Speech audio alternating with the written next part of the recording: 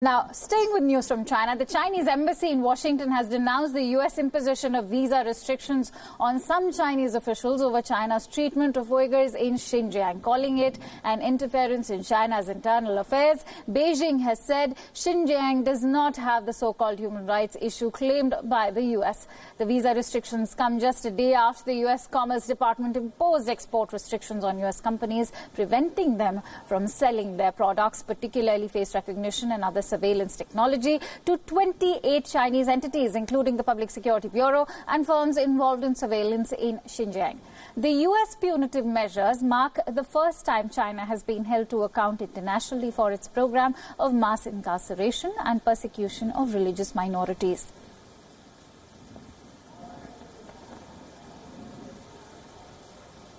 With that, let's also shift focus over to the United States, as the latest on the impeachment inquiry against the U.S. president states that the White House has said that the Trump administration will not cooperate with the impeachment inquiry. In a letter addressed to the Democrats, the White House referred to the inquiry as baseless and constitutionally invalid. The letter says, and I quote, "Your unprecedented actions have left the president with no choice in order to fulfill his duties to the American people. The Constitution, the executive branch, and all future occupants of the office of the presidency, President Trump and his administration cannot participate in your partisan and unconstitutional inquiry under these circumstances." U.S. House Speaker Nancy Pelosi has slammed the White House over its letter. She has accused the White House of, quote-unquote, an unlawful attempt to hide facts of Trump's efforts to influence the 2020 presidential elections. Now, remember, 3 Democratic-led House committees are trying to find out if the U.S. President Trump pressurized his Ukrainian counterpart to investigate U.S. presidential candidate Joe Biden. The White House letter came hours after the Trump administration blocked the U.S. ambassador to the European Union, Gordon Sondland, from appearing before an inquiry committee.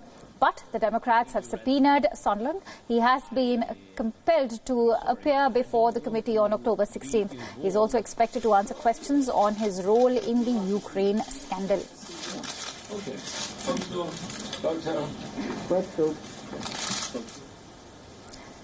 Over to West Asia, and Turkey is now locked and loaded and ready to strike the Kurdish forces in northern Syria, even as outrage grows over U.S. President Donald Trump's betrayal of their longtime allies. What you're going to now see on your screens are going to be visuals of Turkish tanks being taken to the Syrian border. Huge military transport trucks were seen taking concrete blocks, bulldozers and diggers to the base town of Akakle on the Syrian border.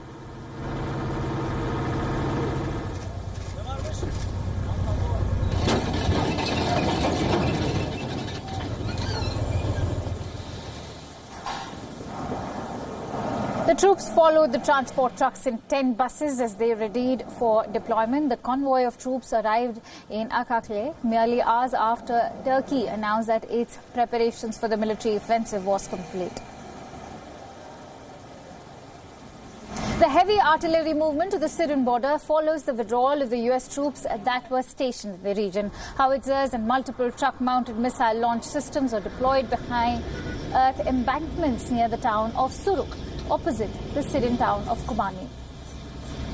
Some activity was also seen among the Kurdish forces too.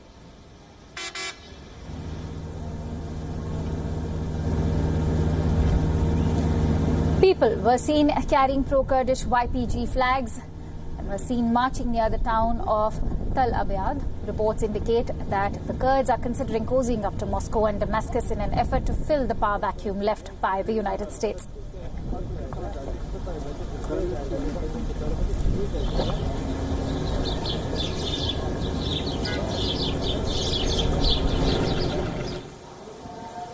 In the border town of Tal Abyad, a large crowd of protesters turned up to oppose Turkey's military operations.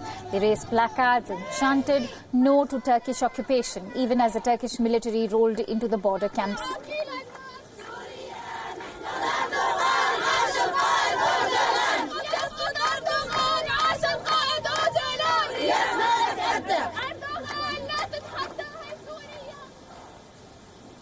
The protests also reached Washington right up to the lawns of the White House. Dozens of pro-Kurdish protesters demanded that Trump reverse his policy on troop withdrawal. They declared support to the YPG and the Kurdish Female Fighters Unit, both of whom were instrumental in the war against ISIS.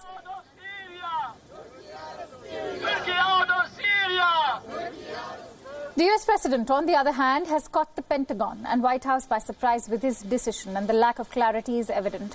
After threatening to obliterate the Turkish economy, Trump has now softened his stance. In his latest tweet, Trump has called Turkey a key NATO ally and a good trading partner. Even as hundreds of Turkish troops and tanks move into the Syrian border, Trump still believes that Turkey understands the economic consequences of unnecessary fighting with the Kurds.